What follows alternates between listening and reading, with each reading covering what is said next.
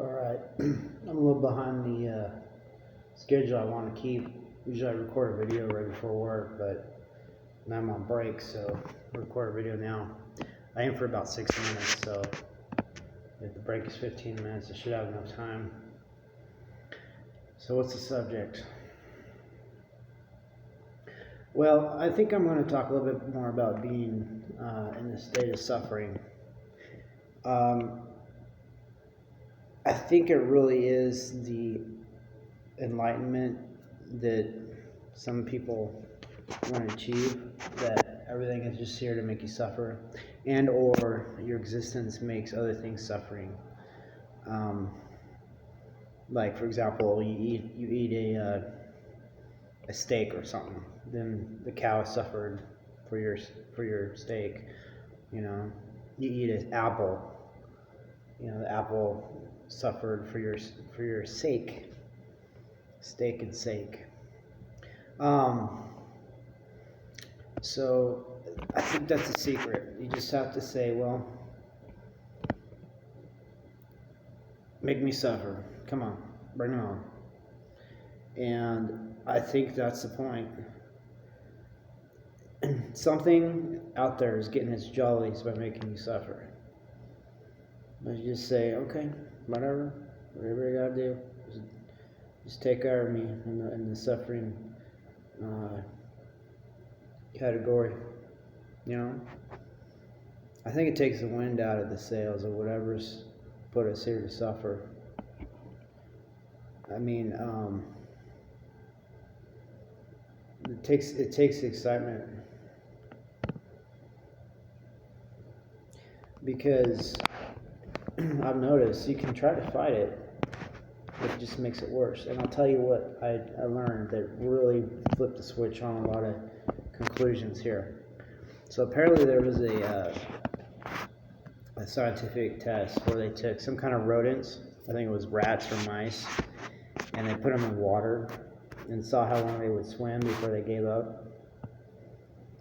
And then I think that was the control. So they would swim for a while and they'd give up and drown, right?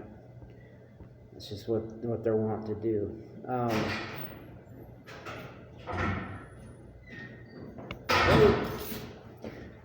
And so with the control group, that's what happened with them. For the non-control group, they took a lifeguard type of approach to the rodents. They saved them from drowning. They gave them hope, right? So the rodents, instead of drowning, they were rescued, resuscitated, and then later on, that group was put back in the water. And what the scientists found was the rodents that were saved had more wherewithal to swim longer for a longer amount of time before they finally gave up.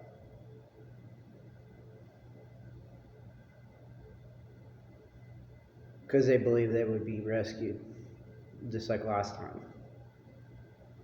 And so it's a severe, horrible study, I'll tell you.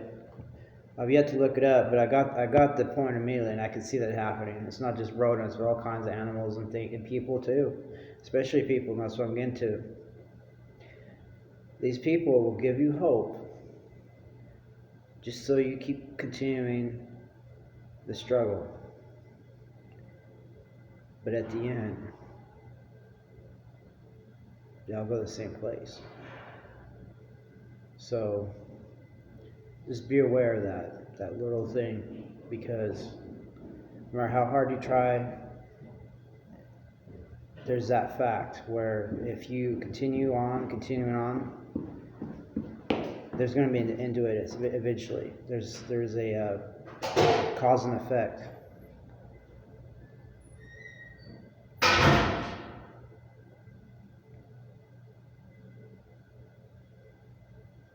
So you would say, well, why don't we just give up?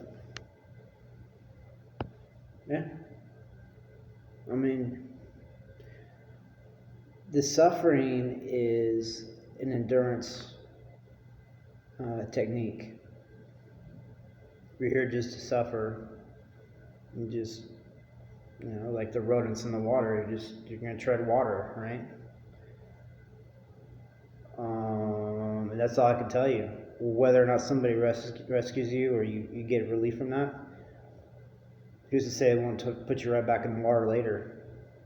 It's some kind of, what if we're the equivalent of rodents and something from beyond our conception is testing us to see how long we'll tread water before we give up, right? So don't take it too serious. I think we're just here to suffer. Because people try to escape that fact. They use narcotics or they use diversions and things like that. But they come right back, and guess what? It's there waiting for you. You just make friends with suffering. Enjoy it. Because that's the mean state of existence, is just to suffer.